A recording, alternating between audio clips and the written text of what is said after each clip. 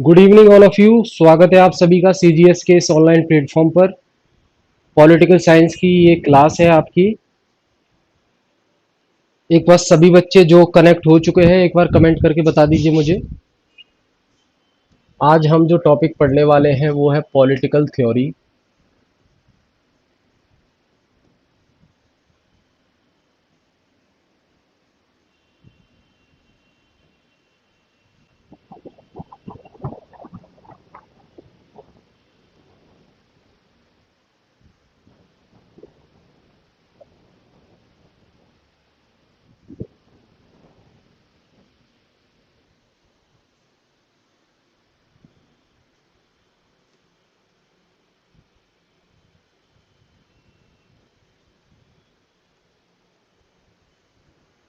Comment करके बताइए सभी बच्चे कौन कौन कनेक्ट हो चुका है। 6:30 बज चुके हैं।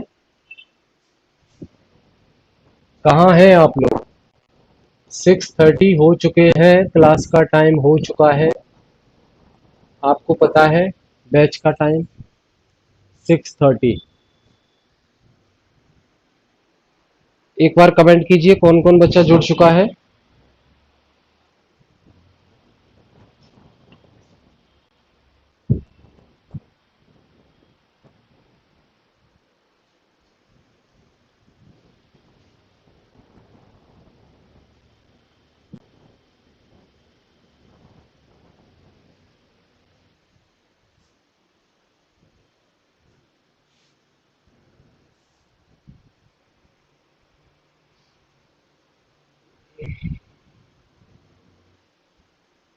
कमेंट कीजिए भाई, जो क्लास के साथ जुड़ गए हैं वो एक बार कमेंट करके बताइए।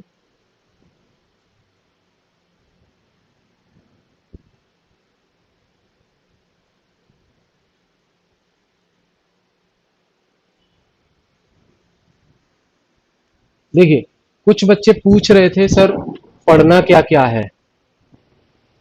कुछ बच्चे पूछ रहे थे, कमेंट आया था कि पढ़ना क्या क्या है, कैसे पढ़ना है।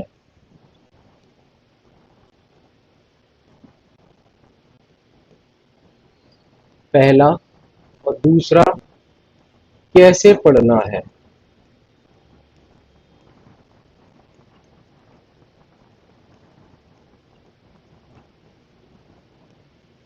कैसे तैयारी करनी है। तो सबसे पहले तो आपको इसके लिए एक ही समाधान है बेटा, क्लास एक्सप्लेनेशन। क्लास में जो पढ़ाया जा रहा है उसको ध्यान से देखना है। दूसरा, क्लास में जो पढ़ाया जा रहा है उसको नोट करना है, यानी कि क्लास नोट। इसमें जो चीजें मैं लिख रहा हूं बोर्ड पर, जो चीजें बोर्ड पर लिख रहा हूं आपके सामने, वो तो नोट करनी ही है। साथ ही साथ कुछ ऐसी चीजें हैं जो मैं सिर्फ बोल रहा हूं, तो उसमें से भी कोशिश करना है आपको। जो इंपॉर्टेंट चीजें हैं जिन्हें आपको याद रखना है फ्यूचर में, वो आप नोट कर लें। मीरा, हेलो मीरा। ठीक है, तो क्लास एक्सप्लेनेशन बहुत अच्छे से देखना है। क्लास में जो पढ़ाया जा रहा है उसको नोट करना है। इसके बाद रिवीजन नोट्स, रिवीजन नोट्स जो कि आपकी वेबसाइट पर अपलोड कर दी जाती हैं, यूनिट खत्म होते ही वेबसाइट पर अपलोड कर दिए जाते हैं। उनको डाउनलोड करके आपको रिवीजन करना है। और सबसे लास्ट में previous year question plus practice question, practice questions ये अच्छे से प्रैक्टिस करने हैं। ठीक है, ये अच्छे से प्रैक्टिस करने हैं। बाकी जो आपने कॉलेज टाइम पर पढ़ा है, जो आपने कॉलेज टाइम पर पढ़ा है उस स्टडी मटेरियल को एक बार रिवीजन करना है। मटेरियल इसमें सबसे ज्यादा फेमस है आपका इग्नू का स्टडी मटेरियल। इग्नू जो इंदिरा गांधी नेशनल यूनिवर्सिटी है, ओपन यूनिवर्सिटी, उसका मटेरियल फ्री में अवेलेबल है वेबसाइट पर, वो डाउनलोड करके पढ़ सकते हैं। जो टॉपिक हमारा कंप्लीट हो रहा है उस टॉपिक को एक बार वहां से देख सकते हैं। तो हो सकता है कुछ फैक्चुअल चीजें आपको एक्स्ट्रा मिल जाए, उन चीजों को भी आपको अपनी नोटबुक में नोट कर लेना है। ठीक है भाई, और बच्चे कहाँ चले गए? सभी बच्चे कमेंट करके बताइए एक बार।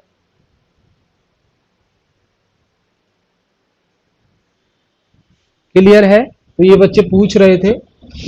तो पॉलिटिकल थ्योरी, राजनीतिक सिद्धांत हम पढ़ना शुरू करते हैं। आपको पता है पॉलिटिक्स जो वर्ड है वो कहां से आया है? पॉलिटिक्स वर्ड, ये जो वर्ड है पॉलिटिक्स, ये जो पॉलिटिक्स वर्ड है, जो शब्द है, इसकी उत्पत्ति कहां से हुई है?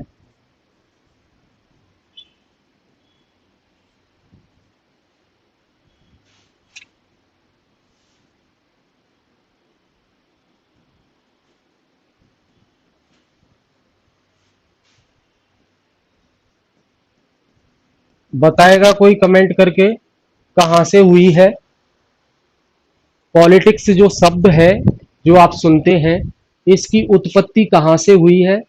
देखिए, पॉलिटिकल थ्योरी की ये पहली क्लास है, बिल्कुल बेसिक डिस्कस करेंगे ताकि आपका एक बैकग्राउंड और एक बेस डेवलप हो पाए। ठीक है, बाकी तो पॉलिटिकल थ्योरी में हम राइट्स की बात करेंगे, अधिकारों की बात करेंगे, इक्वलिटी की बात करेंगे, समानता की, जस्टिस की बात करेंगे, न्याय की बात करेंगे। बहुत सारी चीजें हमें डिस्कस करनी है इस यूनिट में, लेकिन आज हम बेसिक चीजें डिस्कस करेंगे जिससे आपकी एक समझ विकसित हो सके इस यूनिट को लेकर। ठीक है भाई, जितने भी बच्चे कनेक्ट है ना, एक बार कमेंट कर दीजिए सभी, जिससे मुझे आइडिया रहे कौन कौन बच्चा देख रहा है। तो ध्यान रखना, जो पॉलिटिक्स वर्ड है, ये जो पॉलिटिक्स वर्ड है, इसकी उत्पत्ति ग्रीक वर्ड से हुई है। ग्रीक वर्ड,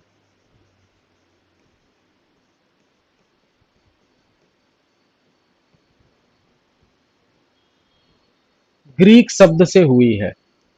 अब वो ग्रीक शब्द कौन सा है? वो ग्रीक शब्द है पुलिस। ये वो शब्द है ग्रीक, पुलिस। इसका मतलब होता है, आपको पता होगा, इसका मतलब होता है city state. City state, Hindi में कहेंगे नगर राज्य।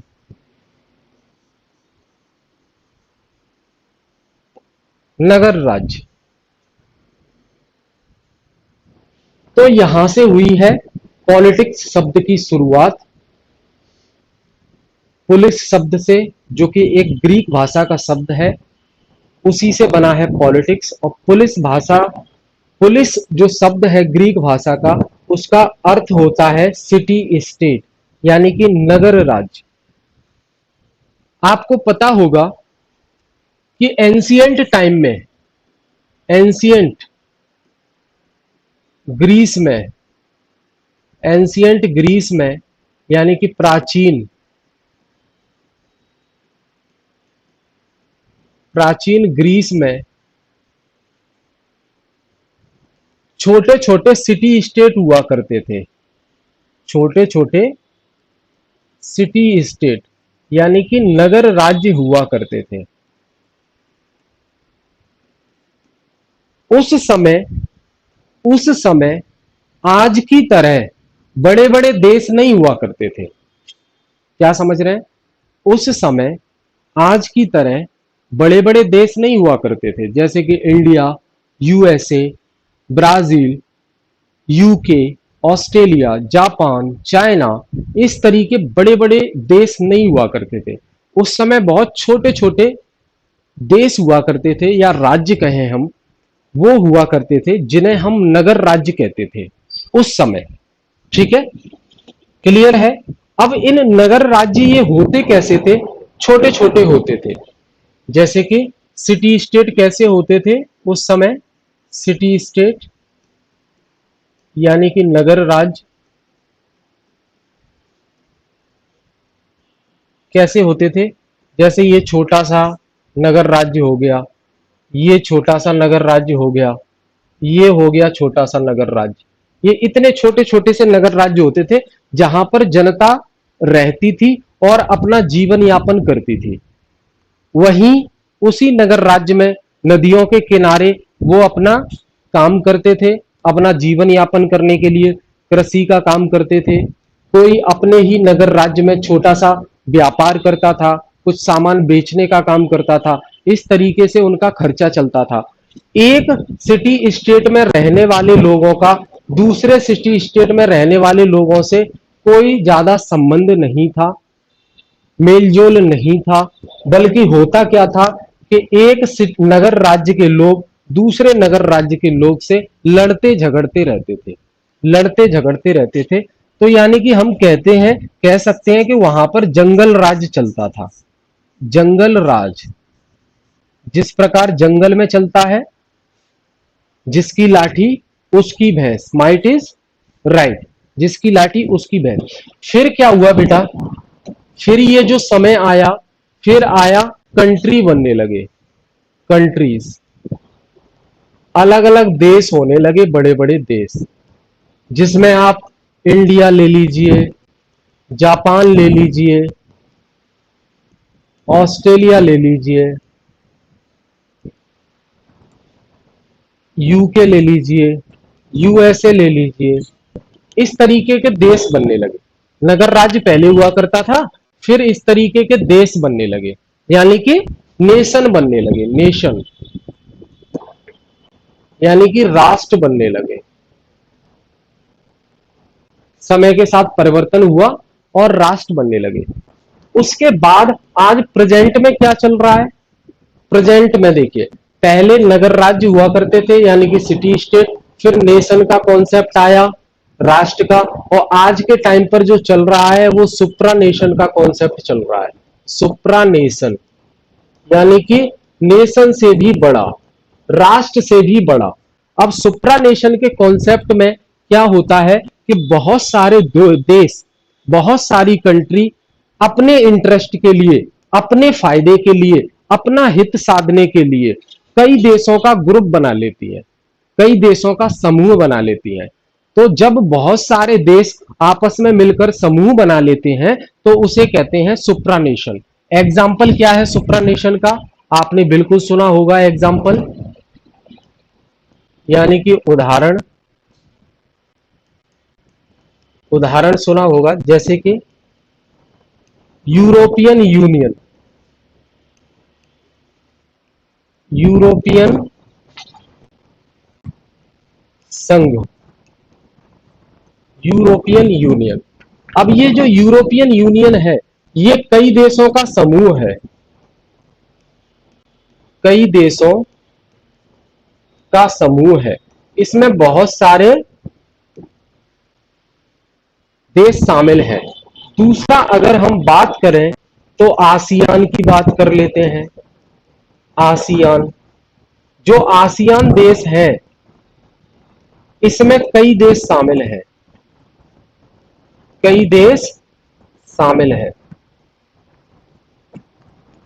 तीसरा एक और बात करें, सार्क, सार्क जो देश होते हैं इसमें क्या है, जो साउथ ईस्ट कंट्रीज हैं उनका समूह है। तो इसमें भी हम कह सकते हैं, इसमें भी कई देशों का समूह है।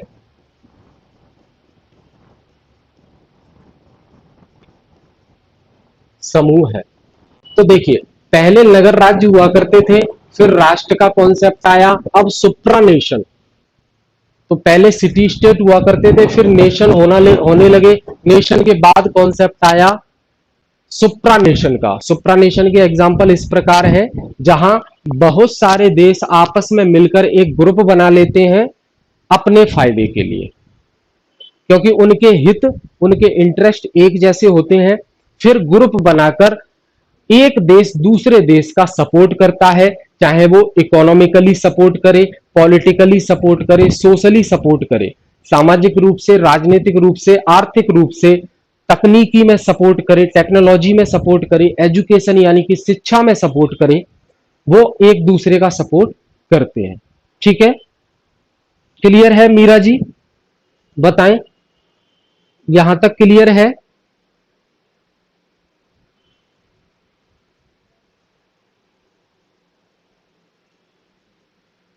भूमिका जी कह रहे हैं सर चैट ऑप्शन नहीं आ रहा है।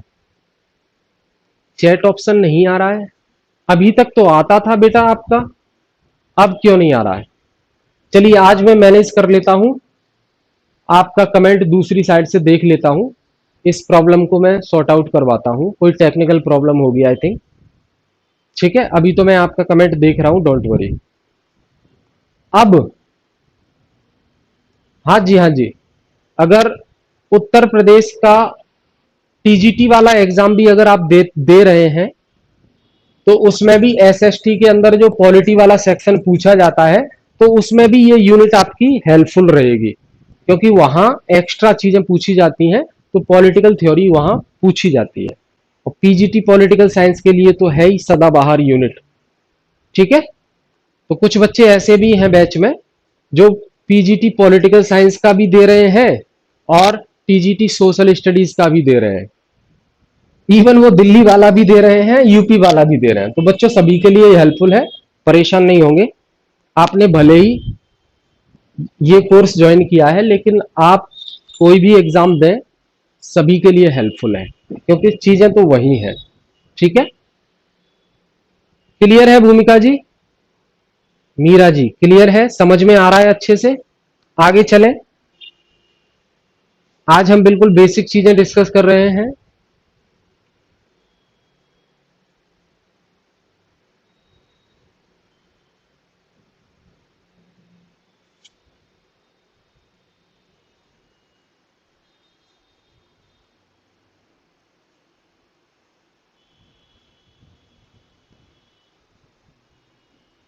देखिए, पॉलिटिक्स जो होती है ना, वो पब्लिक लाइफ से संबंधित होती है। आगे चलते हैं हम। जो पॉलिटिक्स होती है ना, पॉलिटिक्स, राजनीति,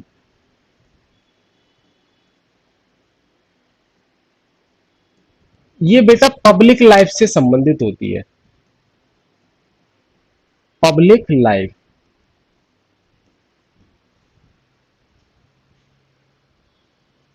इसी के अगेंस्ट में एक होता है प्राइवेट लाइफ।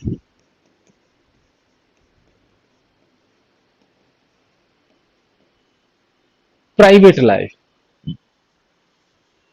प्राइवेट लाइफ को हम क्या कहेंगे? निजी जीवन।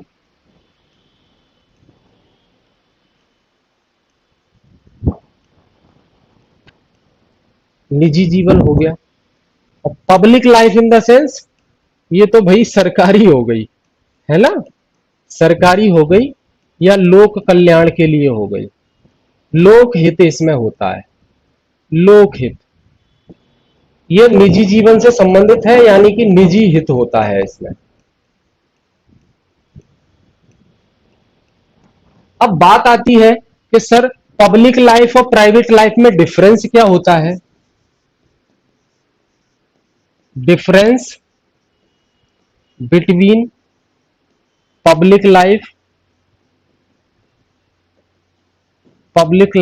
And private life.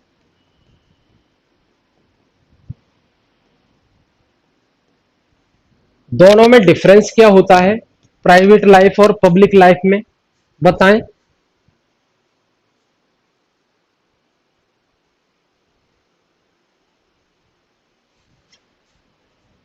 तो यहां बेटा अगर प्राइवेट लाइफ देखेंगे ना आप, ये पर्सनल मैटर से रिलेटेड होती है। Personal matter, personal matter,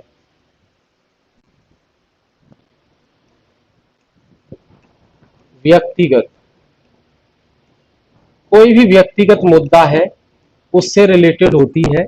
example के तौर पर हम पर्सनल मैटर में ये चीजें शामिल कर सकते हैं, उदाहरण के रूप में,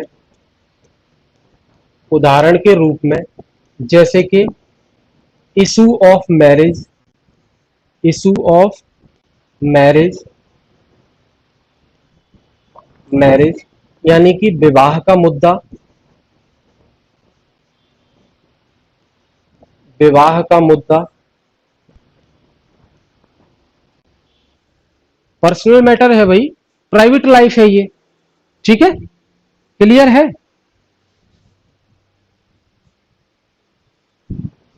दूसरा है इशू ऑफ एडॉप्शन,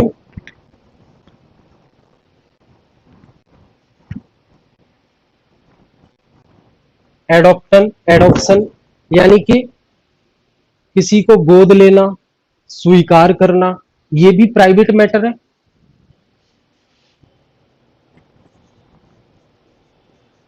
गोद लेना या अपनाना, ये भी प्राइवेट लाइफ में होता है, फैमिली में होता है, आप देखते हैं। ये प्राइवेट लाइफ है, ये प्राइवेट लाइफ है। डाइवोर्स होता है, इनहेरिटेंस होता है। तीसरा डाइवोर्स यानी कि तलाक। चौथा इनहेरिटेंस, इनहेरिटेंस का मतलब पीढ़ी दर पीढ़ी जो हम ग्रहण करते हैं, पीढ़ी दर पीढ़ी जो हम ग्रहण करते हैं। तो ये क्या है, ये निजी, ये प्राइवेट लाइफ है। अब पब्लिक लाइफ क्या हो जाएगी, पब्लिक लाइफ क्या हो जाएगी, इसमें सिर्फ पॉलिटिक्स आएगी, मतलब issues of government. Public life क्या होगी, इश्यूज यानी कि ऐसे मुद्दे जो कि सिर्फ, जो कि सिर्फ सरकार हैंडल करेगी, सरकार यानी कि गवर्नमेंट हैंडल करेगी।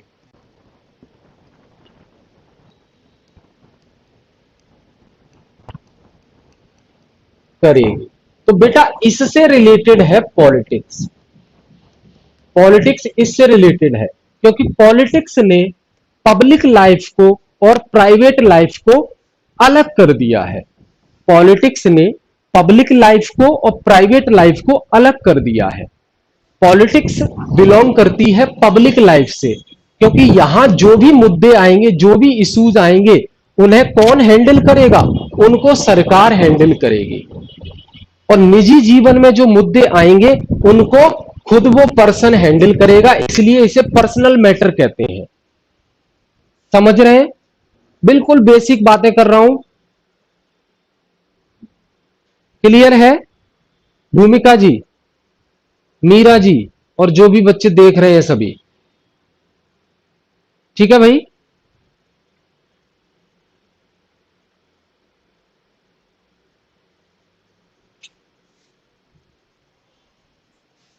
आगे चला जाए, आगे चलते हैं। अब हम राजनीतिक सिद्धांत, अर्थ की बात करें। अर्थ किसका, राजनीतिक सिद्धांत का। राजनीतिक सिद्धांत के अर्थ की बात करें तो इसमें अध्ययन हम करते हैं, इसमें स्टडी हम करते हैं। इसमें दो प्रमुख बातें आपको याद रखनी है। राजनीतिक सिद्धांत में हम अध्ययन करते हैं, अध्ययन, और वो भी स्टडी कैसी होती है, एक सिस्टमैटिक स्टडी, सिस्टमैटिक स्टडी। इसमें दो मेन बातें आपको याद रखनी है, इसमें दो मुख्य बातें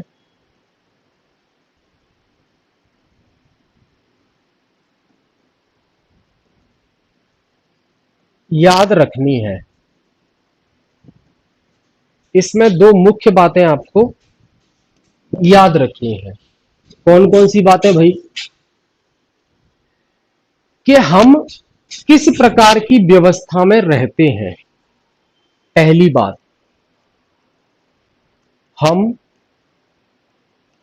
किस प्रकार की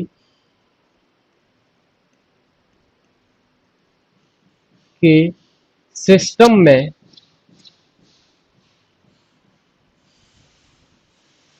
रहते हैं।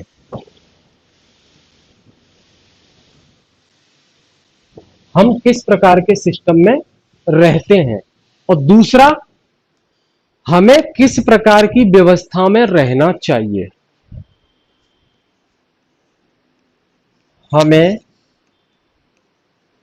किस प्रकार की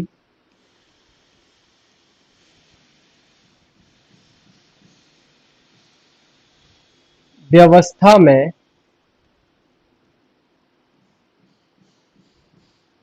रहना चाहिए।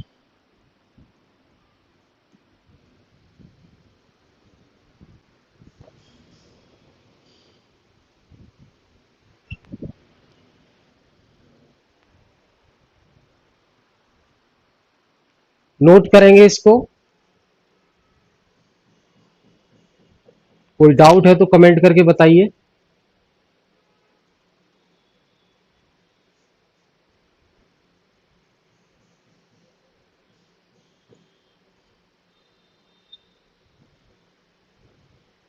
चलिए, क्लियर है।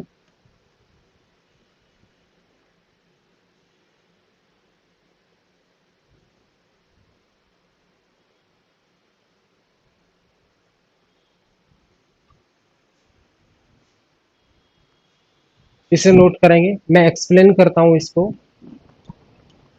पहला है, हम किस प्रकार के सिस्टम में रहते हैं। ये बहुत जरूरी है बेटा, बहुत जरूरी है इसको समझना।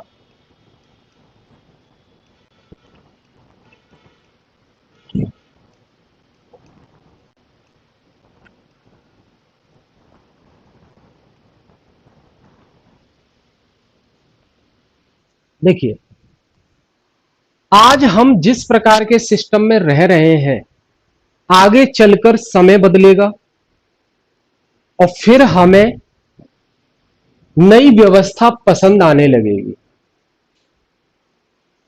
मतलब हम पॉलिटिकल साइंस में,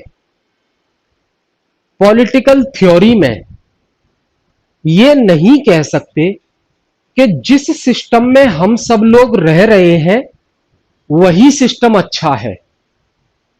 हम पॉलिटिकल साइंस के अंदर ये नहीं कह सकते कि जिस सिस्टम में, जिस व्यवस्था में हम रह रहे हैं वही अच्छा है, वही सर्वश्रेष्ठ है, वही बेस्ट है।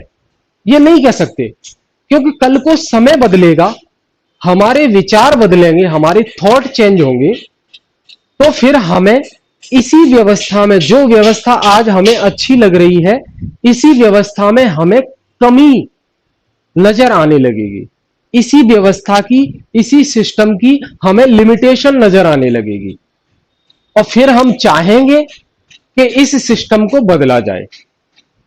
तो जैसे जैसे समाज का विकास होता है, जैसे जैसे सोसाइटी का डेवलपमेंट होता है, वैसे वैसे हमारी ये सिस्टम जिसमें हम रहते हैं उसमें भी चेंजेस आने लगते हैं। समझ रहे? तो मान लीजिए एक समय था, एक समय था जब दास प्रथा, दास प्रथा यानी कि स्लेवरी सिस्टम, स्लेवरी सिस्टम, इसको नेचुरल मान लिया गया था। नेचुरल यानी कि ये प्राकृतिक होती है, ये प्राकृतिक होती है। दास प्रथा को एक समय प्राकृतिक रूप से स्वीकार कर लिया गया था कि हाँ भैया ये होती है, ये गलत है ही नहीं, ये तो सही है। हम वेस्टर्न पॉलिटिकल थिंकर में पढ़ते हैं, या जिन बच्चों ने नहीं पढ़ा है वो आगे पढ़ेंगे। जो अरस्तु का नाम आता है, एरिस्टोटल का नाम आता है, तो वो कहते हैं कि स्लेवरी बहुत अच्छी होती है, दास प्रथा बहुत अच्छी होती है। क्यों?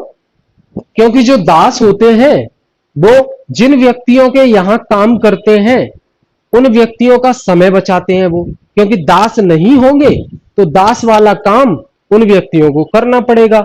अब दास अगर वो काम करेंगे तो उन व्यक्तियों का समय कुछ बचेगा, और समय अगर बचेगा तो वो उस समय को स्टेट अफेयर्स में लगाएंगे, यानी कि राज्य के कार्यों में लगाएंगे। तो अरस्तु कहते हैं कि दास बहुत अच्छे होते हैं।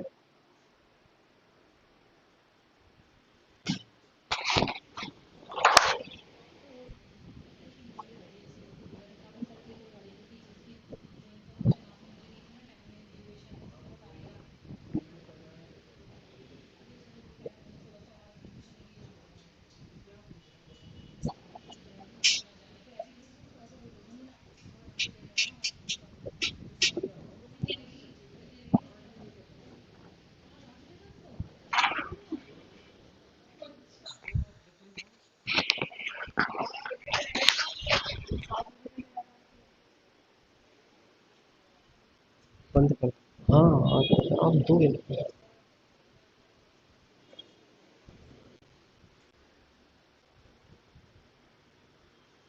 ठीक है। तो एक समय था जब दास प्रथा को नेचुरल मान लिया गया, लेकिन धीरे धीरे समय बदला, लोगों की टेंडेंसी बदली, लोगों के विचार बदले, तो फिर समझ में आया कि नहीं, दास प्रथा तो गलत है भाई। समाज में अगर कोई राजा बन के रह सकता है तो और लोग राजा क्यों नहीं बन सकते, दासी क्यों बने रहेंगे वो।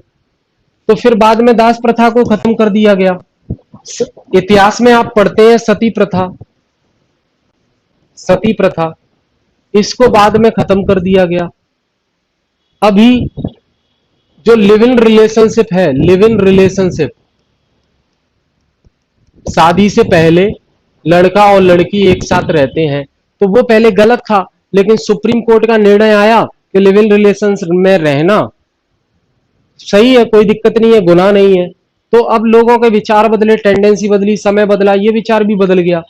तो हम ये नहीं कह सकते कि जो सिस्टम, जिस सिस्टम में, जिस व्यवस्था में हम आज रह रहे हैं वो सही है। भैया वो समय के हिसाब से चेंज भी हो सकती है। तो यही तो राजनीतिक सिद्धांत है। राजनीतिक सिद्धांत किसकी बात करता है? कोई भी पॉलिटिकल फिनोमिना है, कोई भी राजनीति से संबंधित चीजें हैं, उनके बारे में एक सिस्टमेटिक नॉलेज एक जगह रखना और फिर उसको फॉलो करना। और बाद में समय जब बदलता है तो उसमें भी चेंजेस आते हैं, बदलाव आते हैं, फिर वो थ्योरी भी बदल जाती है। क्यों? क्योंकि समय बदल गया। तो राजनीतिक सिद्धांत में हम दो तरह की बातें देखते हैं कि हम किस प्रकार के सिस्टम में रहते हैं, वो जरूरी है, और दूसरा हम किस प्रकार की व्यवस्था में रहना चाहते हैं या हमें रहना चाहिए। यहां पे बात आ जाती है कि किस प्रकार की व्यवस्था में रहना चाहिए, मतलब प्रेजेंट में जो व्यवस्था चल रही है, जिसमें हम रह रहे हैं, उसमें क्या क्या सुधार किए जाने चाहिए। यही तो हो गया इसका मतलब, किस प्रकार की व्यवस्था में हमें रहना चाहिए, मतलब जिस व्यवस्था में हम रह रहे हैं क्या उससे अच्छी भी कोई व्यवस्था हो सकती है। तो राजनीतिक विचारक, पॉलिटिकल थिंकर इसमें अपना दिमाग लगाते हैं। वो फिर सोचेंगे कि भैया समानता क्या होती है, आज समानता नहीं है तो समानता कैसे दी जानी चाहिए लोगों को, समाज में सभी लोग समान कैसे होने चाहिए, समाज में सभी लोगों को न्याय कैसा मिलना चाहिए, न्याय कितने प्रकार का होना चाहिए, क्या न्याय एक ही प्रकार का मिले लोगों को या राजनीतिक न्याय अलग मिले, पॉलिटिकल जस्टिस, इकोनॉमिक जस्टिस यानी कि आर्थिक न्याय अलग मिले, सामाजिक जस्टिस यानी कि सोशल जस्टिस अलग मिले। अलग अलग डायमेंशन होंगे जस्टिस के, न्याय के। ये तो हम जनरल बातें कर रहे हैं इक्वालिटी को लेकर, जस्टिस को लेकर, अधिकार, राइट्स को लेकर, लेकिन आगे इसी यूनिट में हम हर एक इस टॉपिक को डिटेल में देखेंगे कि राइट से संबंधित वो कौन से विचारक थे जिन्होंने अपनी राय रखी कि अधिकार लोगों के ये होने चाहिए, इतने प्रकार के होने चाहिए। समानता को लेकर अलग अलग विचारकों ने क्या क्या राय रखी, क्या किस विचारक ने किस तरीके से समानता को परिभाषित किया, उसकी डेफिनेशन रखी, ये डिटेल में भी देखेंगे हम। ठीक है। तो राजनीतिक सिद्धांत के अंदर हमें दो मुख्य बातें याद रखनी है कि प्रेजेंट में हम किस प्रकार के सिस्टम में रह रहे हैं, और दूसरा हमें किस प्रकार के सिस्टम में रहना चाहिए, यानी कि प्रेजेंट सिस्टम में अगर कोई कमी नजर आ रही है तो उसमें बदलाव करके, उसमें रिफॉर्म लाकर, उसमें सुधार लाकर हमें नई व्यवस्था बनानी चाहिए। और राजनीतिक सिद्धांत में यही होता है। ये एक सिस्टमेटिक नॉलेज है, एक क्रमबद्ध ज्ञान है, जिसमें ये बताया जाता है कि ये चीज ऐसे होनी चाहिए, अधिकार ऐसे होने चाहिए, न्याय लोगों को ऐसे मिलना चाहिए, समानता लोगों को ऐसे मिलना चाहिए। इन सारी बातों को हम इसमें करते हैं। ठीक है, आगे चला जाए। परेशान नहीं होना है, ये जनरल क्लास है, इंट्रोडक्शन क्लास है पॉलिटिकल थ्योरी की। ठीक है, डिटेल में सारी चीजें पढ़ने वाले हैं बकायदा, कैसे कैसे क्वेश्चन पूछे जाते हैं, कैसे कैसे क्वेश्चन पूछे जा सकते हैं, वो क्वेश्चन भी साथ ही साथ हम देखेंगे। ठीक है, बस आपसे इतनी रिक्वेस्ट है कि जो क्लास पढ़ाई जा रही है उसको घर पे एक बार और देखें, और जो चीजें नोट कर रहे हैं आप उसको रिवीजन कर लें अगली क्लास में आने से पहले। ठीक है जी, यहां तक कोई डाउट है एक बार मुझे बता देंगे आप।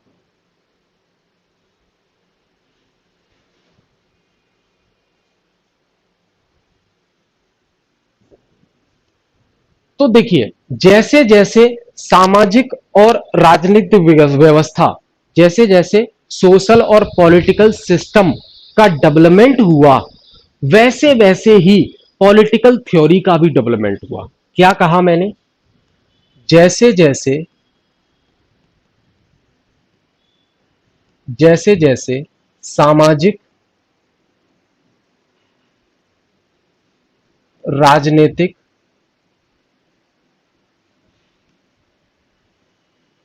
जैसे जैसे सामाजिक और राजनीतिक व्यवस्था का विकास हुआ, सामाजिक राजनीतिक व्यवस्था यानी कि सोशल और पॉलिटिकल सिस्टम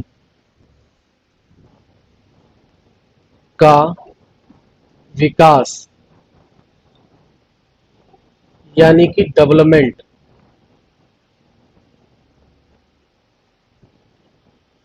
डेवलपमेंट हुआ,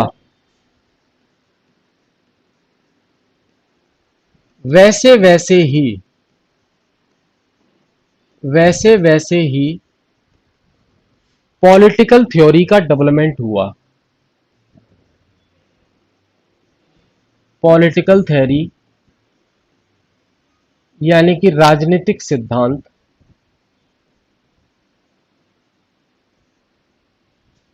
राजनीतिक सिद्धांत का विकास हुआ।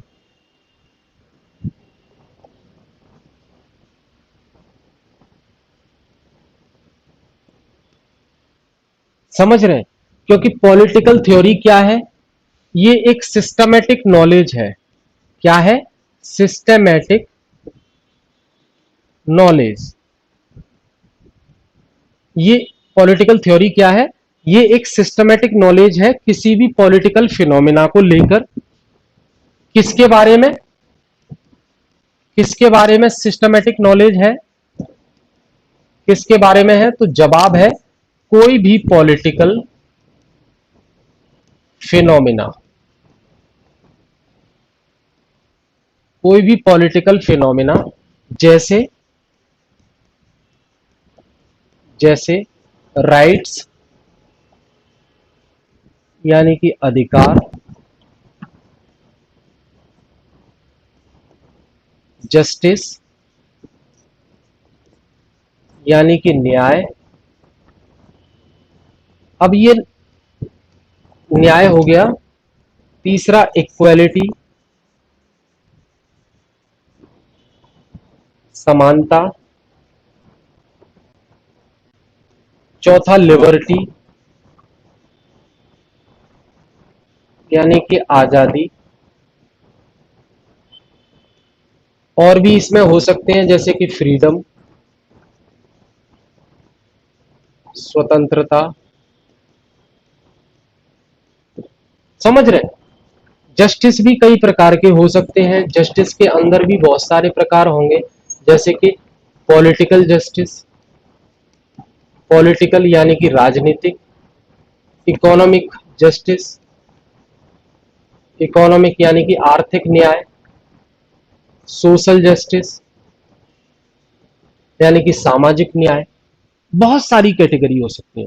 तो जिस प्रकार सामाजिक और राजनीतिक व्यवस्था का विकास हुआ ना धीरे धीरे, तो समय भी बदला, लोगों की टेंडेंसी भी बदली, विचार भी बदले, उसी के आधार पर राजनीतिक सिद्धांत का भी विकास हुआ। क्योंकि समाज में जो बदलाव देखने को मिल रहे हैं, राजनीति में जो बदलाव देखने को मिल रहे हैं, उसी का अध्ययन किया जाएगा पॉलिटिकल थ्योरी में, और फिर एक सिस्टमैटिक तरीके से नॉलेज कलेक्ट की जाएगी, इकट्ठा की जाएगी, और उसको आपके सामने सिद्धांत के रूप में पेश किया जाएगा। भाई हम क्यों कहते हैं कि किसी भी व्यक्ति से उसकी जान नहीं छीनी जा सकती।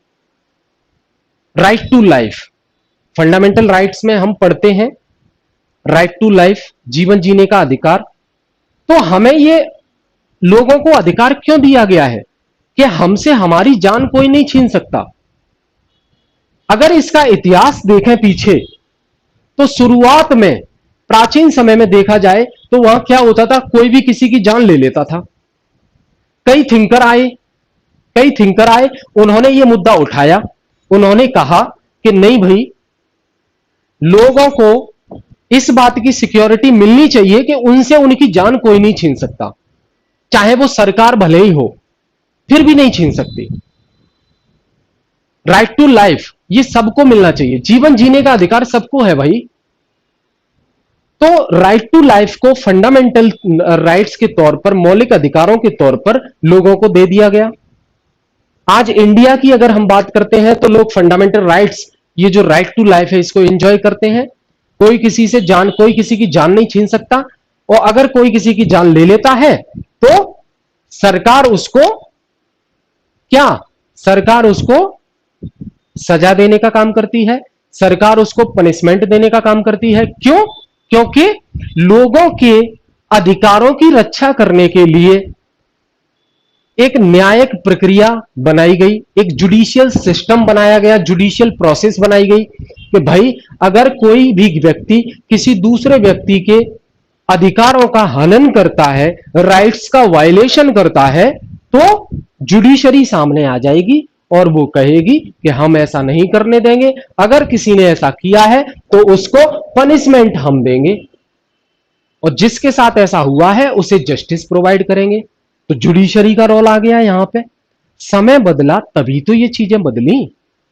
तो जैसे जैसे समाज और राजनीति का विकास हुआ, वैसे वैसे पॉलिटिकल थ्योरी का विकास हुआ, राजनीतिक सिद्धांत का विकास हुआ।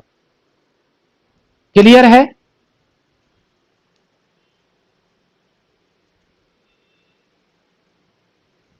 बताएं भाई, कोई डाउट नहीं है? बहुत अच्छी बात है मीरा जी, होना भी नहीं चाहिए कोई डाउट, बस अच्छे से समझ समझ कर पढ़ते रहिए आप लोग।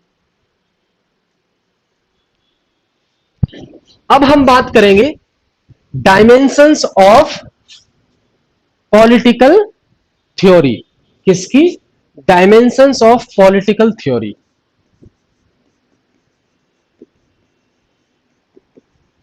Dimensions of political theory. Dimensions of political theory यानी कि राजनीतिक सिद्धांत के आयाम।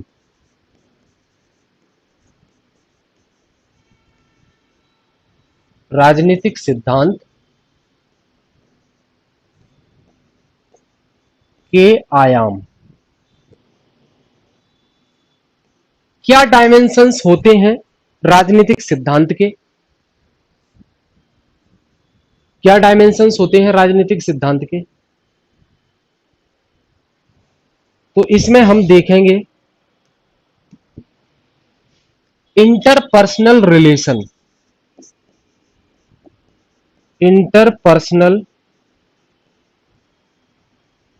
रिलेशन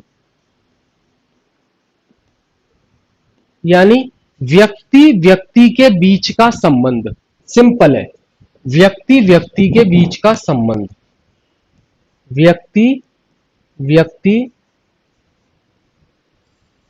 के बीच का संबंध।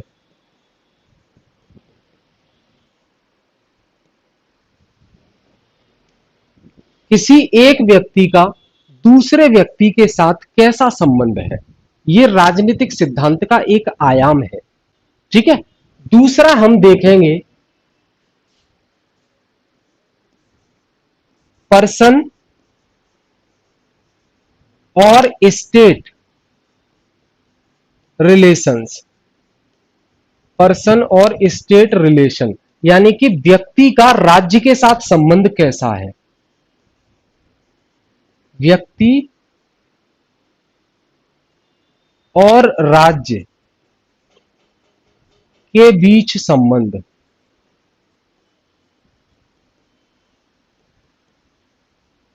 व्यक्ति और राज्य के बीच संबंध। तीसरा डायमेंशन जो हम देखेंगे वो है ग्लोबल रिलेशन। ग्लोबल रिलेशन यानी कि वैश्विक संबंध।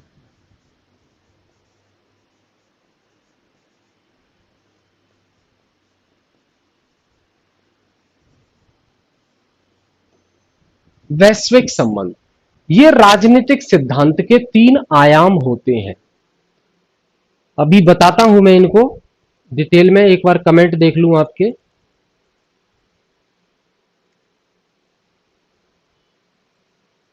कोई नया कमेंट नहीं है। क्लियर, समझ में तो आ रहा है ना बच्चा? ठीक है। जब तक समझ में ना आए तब तक प्रश्न पूछते रहेंगे आप, ऐसा मैं मानता हूं और होना भी चाहिए, क्योंकि हम इसीलिए हैं यहां कि आपके डाउट क्लियर हो सके। लाइव क्लास लेने का सबसे बड़ा फायदा यह है कि आप डायरेक्ट टीचर से पूछ सकते हैं।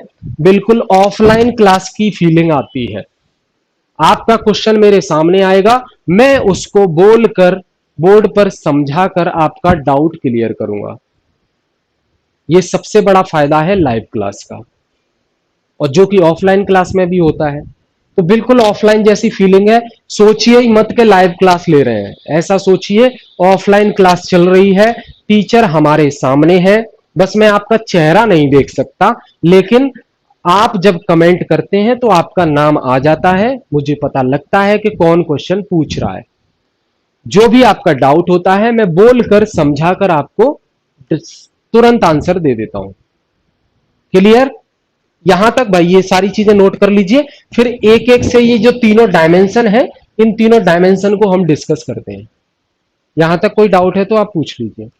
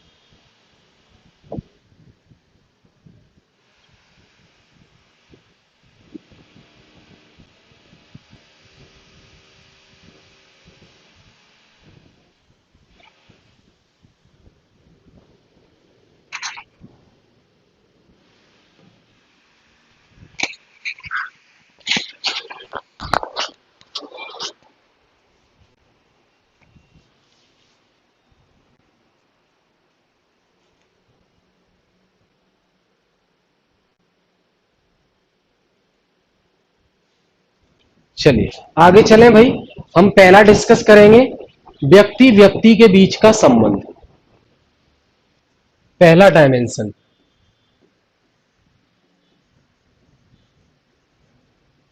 व्यक्ति व्यक्ति के बीच का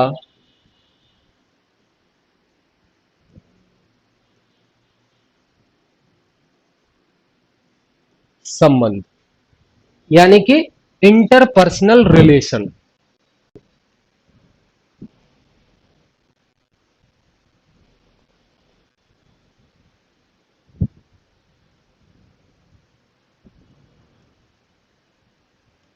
इंटरपर्सनल रिलेशन।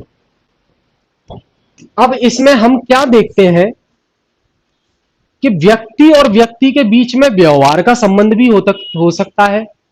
भाई एक व्यक्ति का दूसरे व्यक्ति के साथ व्यवहार का भी संबंध हो सकता है। तो इसमें हम देखते हैं व्यक्ति व्यक्ति के बीच व्यवहार का संबंध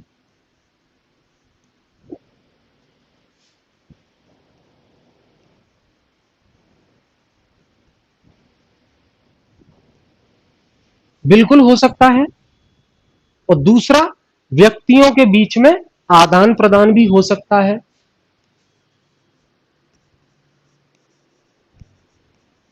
व्यक्तियों के बीच में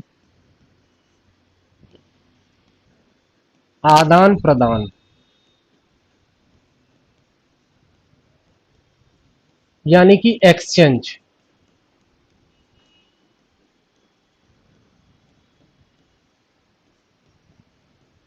आदान प्रदान का संबंध भी हो सकता है।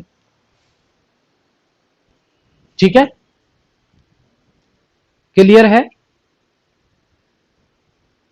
अब एक व्यक्ति दूसरे व्यक्ति के साथ कैसा व्यवहार करता है। फॉर एग्जाम्पल,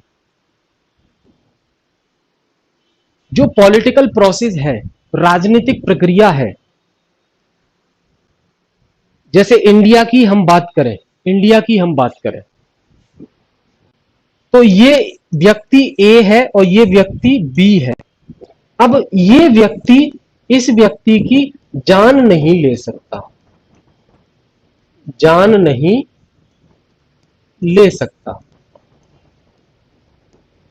अगर इस ए व्यक्ति ने बी व्यक्ति की जान ले ली तो क्या कहा जाएगा कि ए ने बी को जान से मार दिया, जान से मार दिया, यही कहा जाएगा।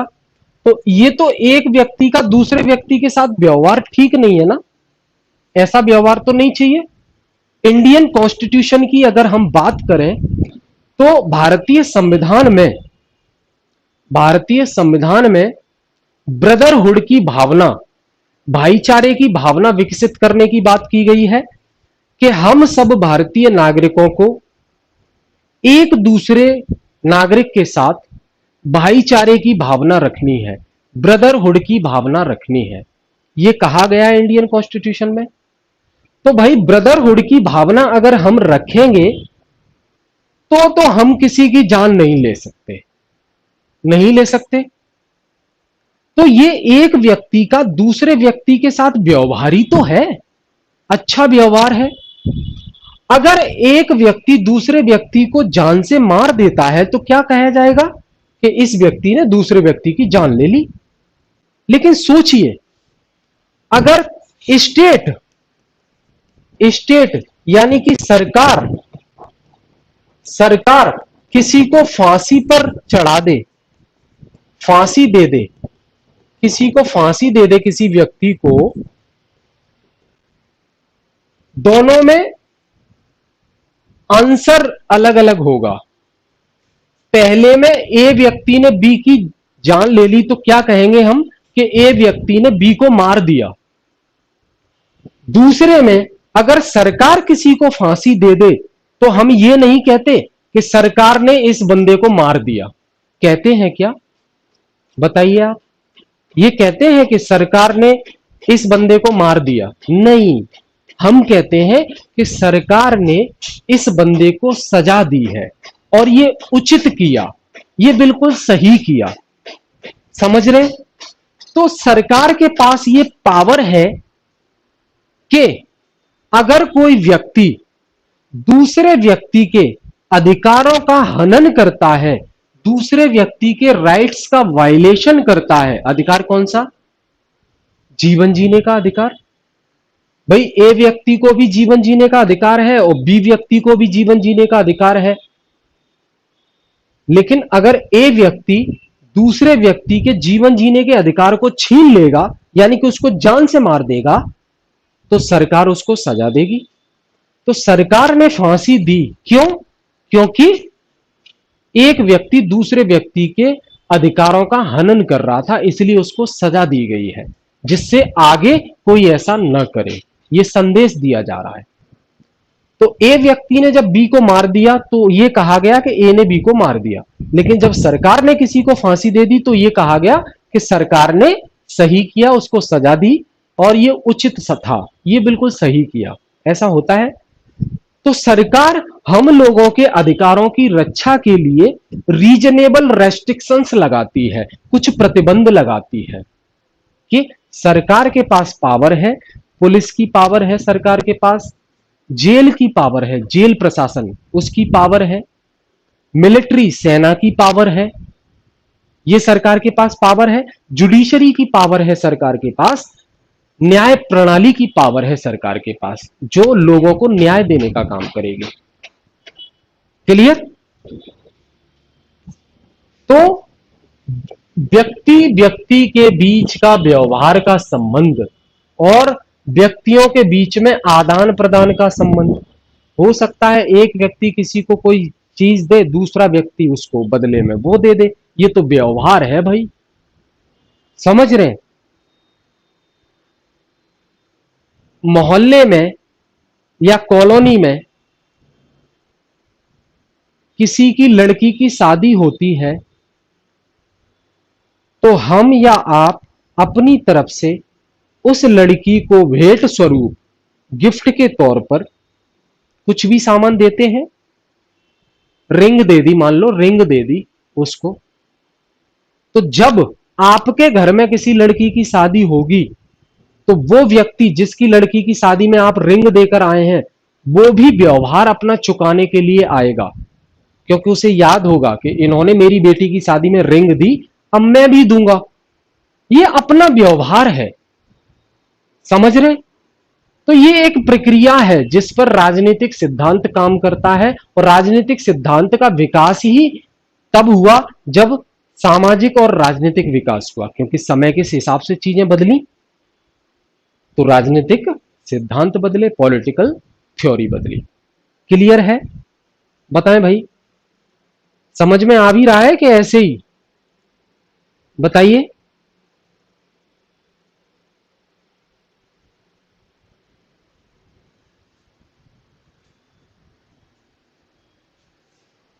ठीक है। तो इसमें हो सकता है कि व्यक्तिगत जीवन की बात की गई हो, व्यक्तिगत जीवन यानी कि इंडिविजुअल लाइफ की बात की गई इंडिविजुअल लाइफ की बात की गई हो सकता है व्यवसायिक जीवन की बात की गई हो, व्यवसायिक जीवन यानी कि बिजनेस लाइफ।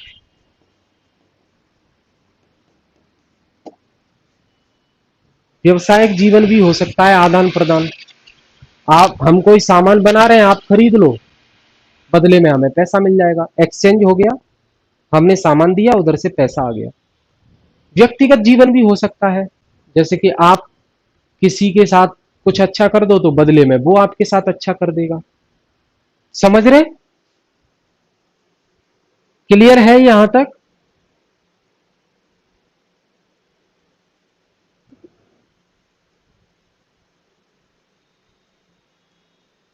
दूसरा डायमेंशन हम बात करेंगे राज्य और व्यक्ति के बीच में संबंध। दूसरा है राज्य और व्यक्ति के बीच में संबंध, यानी कि स्टेट और पर्सन रिलेशन।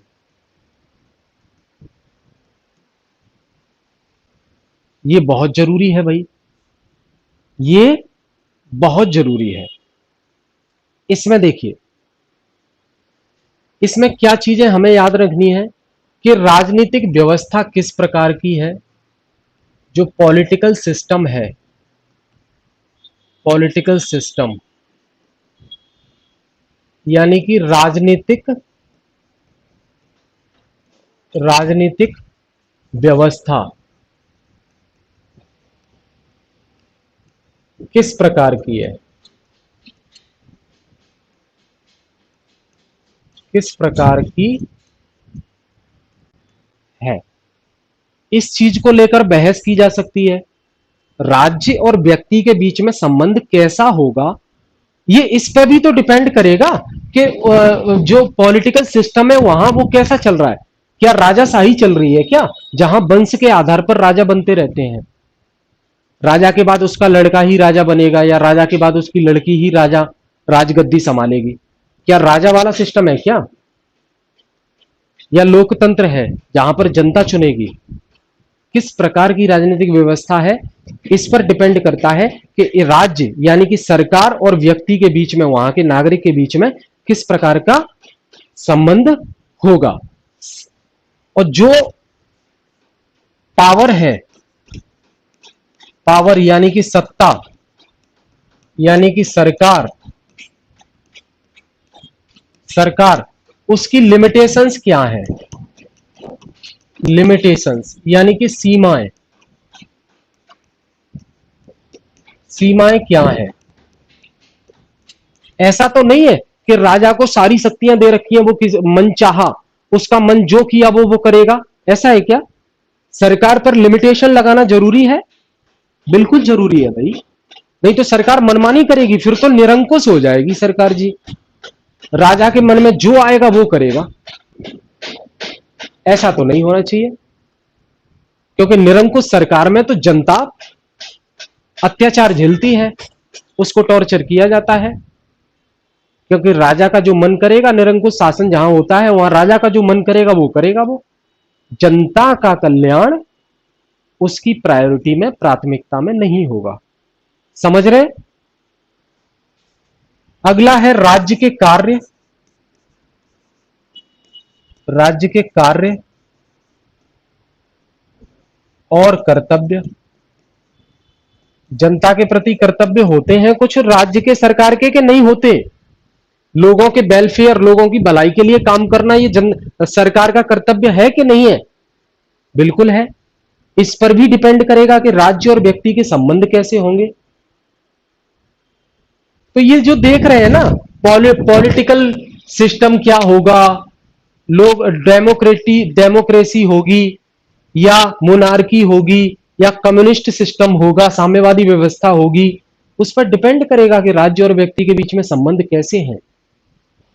पॉलिटिकल सिस्टम एक अहम मुद्दा है बहस का, इस पे हम चर्चा करेंगे आगे, अभी तो शुरुआत है। पावर, सत्ता के बारे में बात करेंगे, इस पे क्या लिमिटेशंस लगाई जानी चाहिए जिससे जनता पर ये अत्याचार न कर सके। राज्य के कार्य, फंक्शन क्या क्या होंगे, राज्य के फंक्शंस क्या क्या होंगे, राज्य की ड्यूटीज क्या क्या होंगी, कर्तव्य क्या क्या होंगे। समझ रहे हैं? क्या राज्य का कार्य केवल सुरक्षा प्रदान करना है? क्या राज्य यानी कि स्टेट यानी कि सरकार का काम सिर्फ सुरक्षा प्रोवाइड करना है, सिर्फ सिक्योरिटी प्रोवाइड करना है?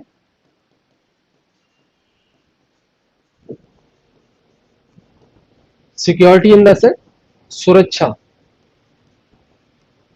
सुरक्षा प्रोवाइड करना है। देखिए बीच में आया कि स्टेट सिर्फ पुलिस स्टेट का काम करेगी, पुलिस स्टेट यानी कि देख रेख का काम करेगी स्टेट, बाकी नागरिकों को स्वतंत्रता दे दी जाएगी। फिर बात आई, समय बदला कि अब सरकार वेलफेयर का काम करेगी, वेलफेयर स्टेट का काम करेगी, यानी कि कल्याणकारी राज्य, कल्याणकारी राज्य का काम करेगी, जहां पर वो लोगों के कल्याण के लिए काम करेगी, लोगों के कल्याण के लिए काम करेगी।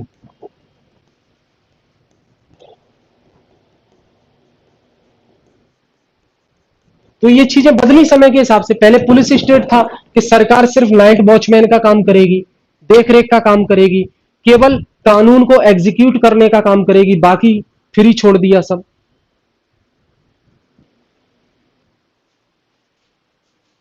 ठीक है, राज्य का काम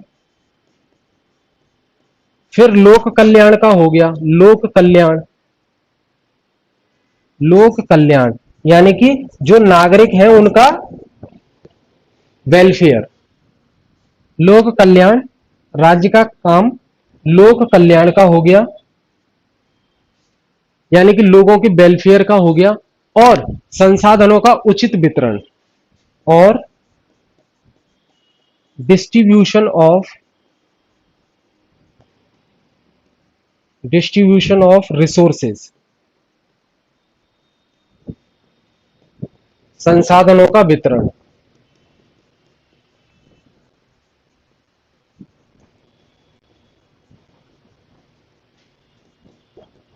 मतलब संसाधनों का वितरण, भाई खाना खाने का अधिकार सबका है, सबको दिया जाए, बराबर रिसोर्सेज दिए जाएं। नौकरी करने का अधिकार सबका है, सबको बराबर नौकरी में आने के अवसर, अपॉर्चुनिटी दी जाए, फंडामेंटल राइट्स है। कोई भी सरकारी नौकरी होती है तो हर कोई अप्लाई कर सकता है। तो रिसोर्सेज का वितरण, और इसे हम पॉलिटिकल जस्टिस भी कहेंगे। सरकारी ऑफिस का एक्सेस, सरकारी ऑफिस में हर कोई जा सकता है भाई, ये अधिकार है। क्लियर है?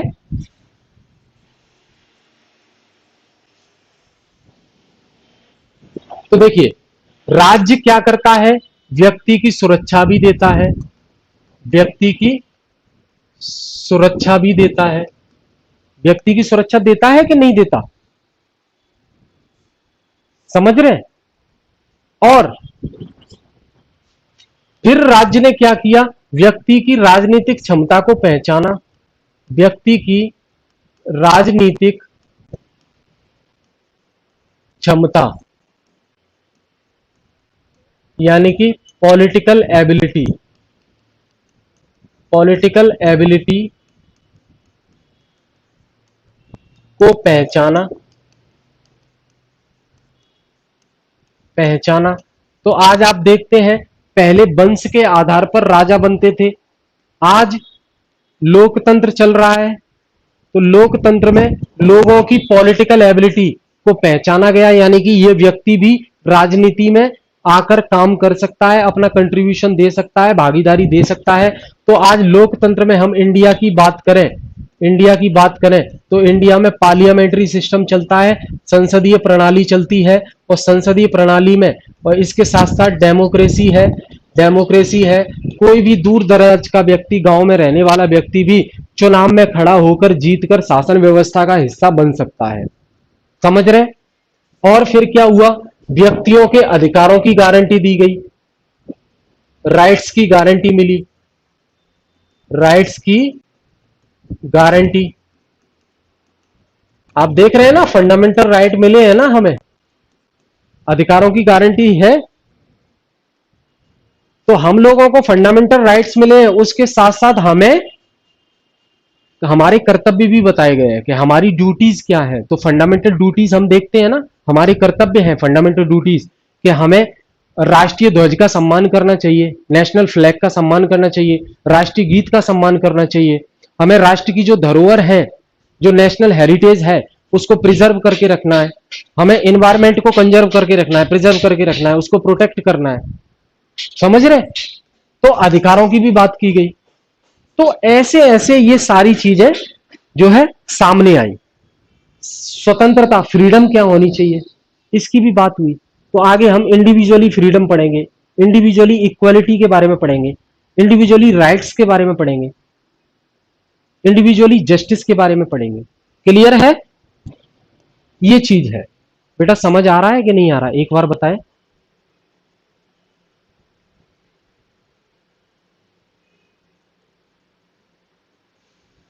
मीरा जी, भूमिका जी, बताएं भाई।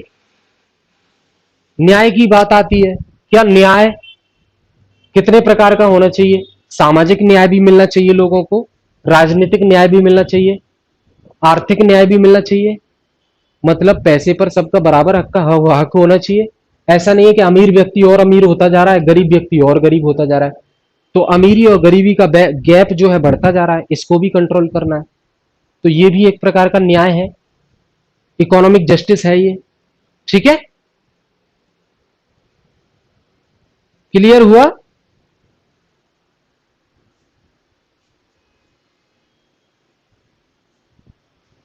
वैश्विक संबंध के बारे में देखते हैं, तीसरा वैश्विक संबंध यानी कि ग्लोबल रिलेशन।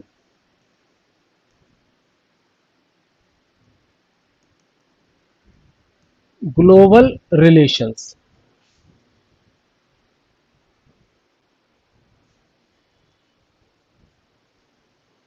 तो ग्लोबल रिलेशन का मतलब है ये अब वैश्विक लेवल पे आ गया। तो हम क्या देखते हैं, एग्जांपल समझिए। क्या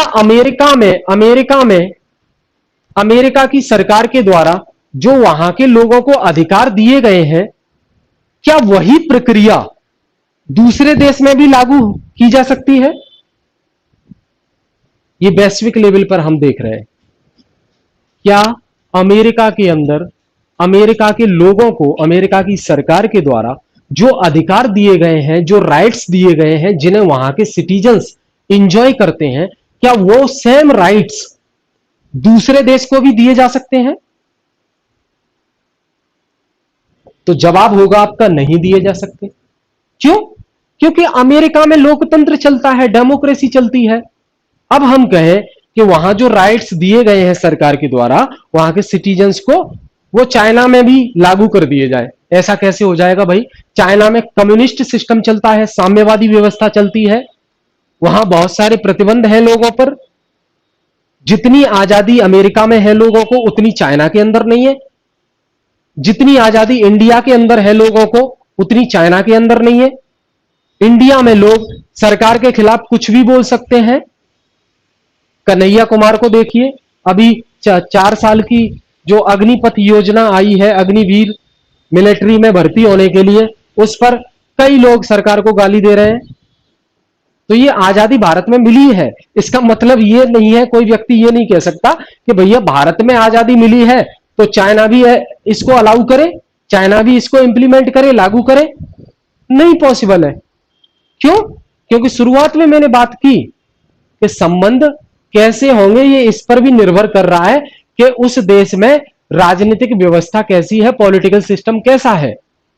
अब अमेरिका में पॉलिटिकल सिस्टम डेमोक्रेटिक है, चाइना में कम्युनिस्ट पॉलिटिकल सिस्टम चलता है, साम्यवादी व्यवस्था चलती है, वहां चीन सरकार की चलेगी ज्यादा।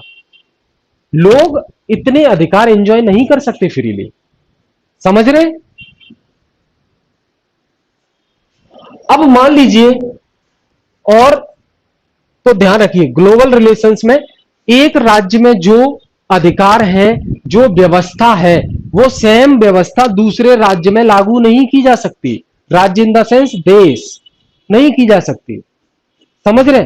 और दूसरा है, क्या व्यक्ति के जो अधिकार है, व्यक्ति के जो अधिकार हैं, उनको वैश्विक लेवल पर सुरक्षा मिलनी चाहिए। जैसे इंडिया में राइट टू लाइफ मिला हुआ है, राइट टू लाइफ, जीवन जीने का अधिकार। क्या इस जीवन जीने के अधिकार को विश्व के और देश में भी सुरक्षा मिलना चाहिए? विश्व के किसी और देश में किसी और देश में सुरक्षा मिलनी चाहिए,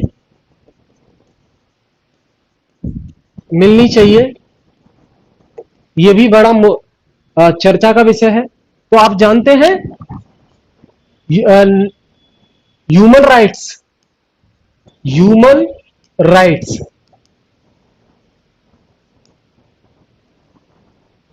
जो कमीशन होता है, ह्यूमन राइट्स कमीशन, यानी कि मानवाधिकार आयोग, मानवाधिकार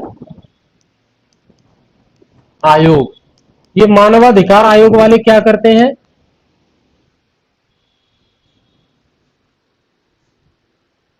अगर किसी देश में मानव के अधिकारों का हनन होता है तो ये बीच में आ जाते हैं और कहते हैं भैया रोको इसको, ये तो मानव के अधिकारों का हनन कर रहे हो आप, बीच में रोकने आ जाते हैं।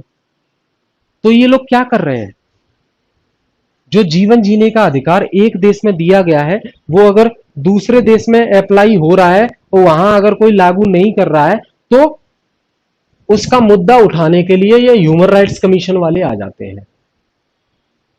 जैसे हमारे देश में एनएचआरसी चलता है, नेशनल ह्यूमन राइट्स कमीशन, राष्ट्रीय मानव अधिकार आयोग। तो हमारे देश में अगर किसी व्यक्ति के अधिकारों का हनन किया जाता है तो नेशनल ह्यूमन राइट्स कमीशन वाले पहुंच जाते हैं, भैया ये क्या कर रहे हो, रोको। तो ये एक सरकार पर लिमिटेशन है, सरकार पर सीमा लगाई गई है। ये सरकार से कहते हैं भैया आप ऐसा नहीं कर सकते। तो इससे क्या हो रहा है? सरकार निरंकुश होने से रोकी जा रही है कि सरकार मनमानी ना करे। रोहिंग्या मुसलमानों का इशू आया था तो नेशनल ह्यूमन राइट्स वाले बीच में आ गए, भैया बांग्लादेश से जो घुसपैठिए घुस आए हैं आप उनको बाहर निकाल रहे हो, ये तो मानव अधिकार का हनन है। लेकिन एथिकली, नैतिक रूप से अगर देखा जाए तो मानव अधिकारों का हनन है, क्योंकि इंसान तो इंसान है।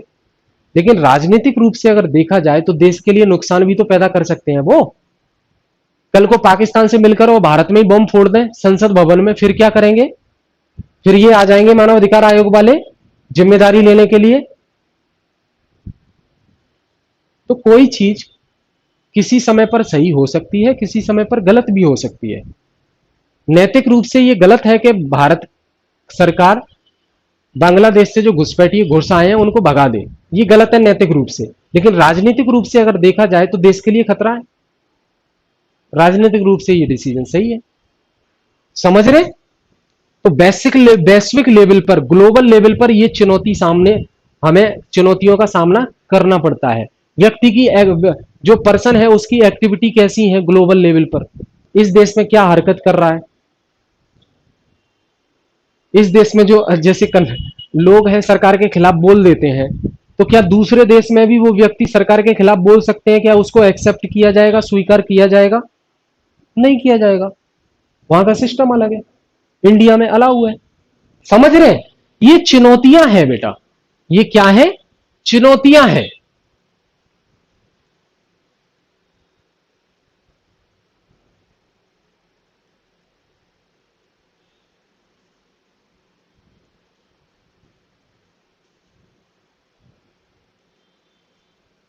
क्लियर हुआ?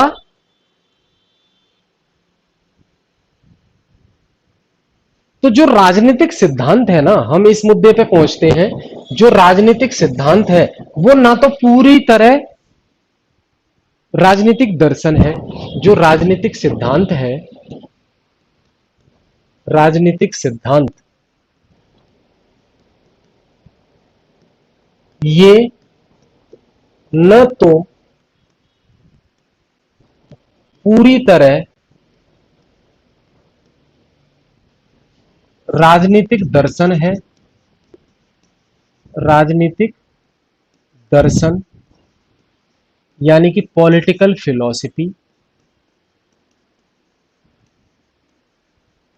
पॉलिटिकल फिलॉसफी ना तो राजनीतिक दर्शन है और न ही पूरी तरह, पूरी तरह क्या पॉलिटिकल साइंस है, पूरी तरह राजनीतिक विज्ञान है।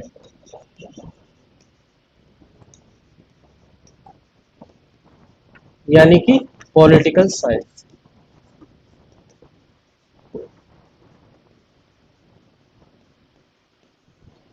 ये जो पॉलिटिकल थ्योरी है ना बेटा, ये जो पॉलिटिकल थ्योरी है, ये ना तो पूरी तरह से पॉलिटिकल फिलॉसफी है जिसमें आदर्शवाद की बातें होती हैं कि राज्य कैसा होना चाहिए, लोगों को न्याय कैसे मिलना चाहिए, ये भविष्य की सोचते हैं। प्लेटो, प्लेटो एक आदर्शवादी थिंकर थे, आइडियलिस्ट, ठीक है।